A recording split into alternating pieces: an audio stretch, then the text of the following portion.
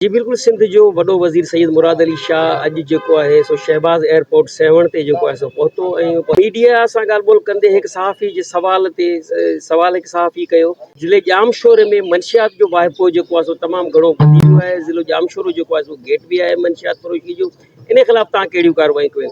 जंहिं ते CM सिंध बराणियो त असां जेके आहिनि से मुंहिंजी तरफ़ां फुली फ्री हैंड आहे SSP जामशोरो खे त हू जेके आहिनि से जेको आहिनि सो मंशियात जे ख़िलाफ़ भरपूर कार्रवायूं करे।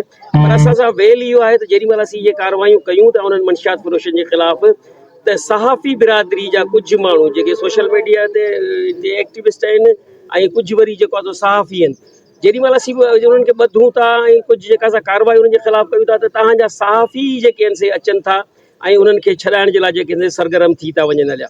हाणे हिते सुवाल इहो थो पैदा थिए त उहो ज़िले जो जेको सफ़ा सालार आहे SSP जामशोरो ज़फ़र सिद्दीक़ छांगा साहिबु जेको आहे उहो ॿुधाईंदो असांखे त उहे कहिड़ा सहाफ़ी आहिनि जेके मंशियात फ़रोशनि जे गिरफ़्तार थियण बैदि तव्हां सां राब्तो कनि था ऐं हुननि जे लाइ हुननि खे छॾाइण जे लाइ जेके आहिनि से सरगर्म थी वञनि था। वधीक तव्हां पाण ॿुधो त CM सिंध छा चयो आहे। सॼी सिंध में मंशियात जो वॾो हिकिड़ो गढ़ थी वियो आहे, लेकिन जामशोरो ज़िलो 7 तहसील में अभी आपका ये हल्का है, वहाँ पे इजाफा है। पहले भी आपने नोट्स लिया था 1.5 साल पहले।